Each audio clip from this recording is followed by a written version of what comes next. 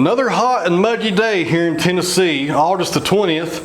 The high today is 95 degrees, just hot and muggy. Humidity's high.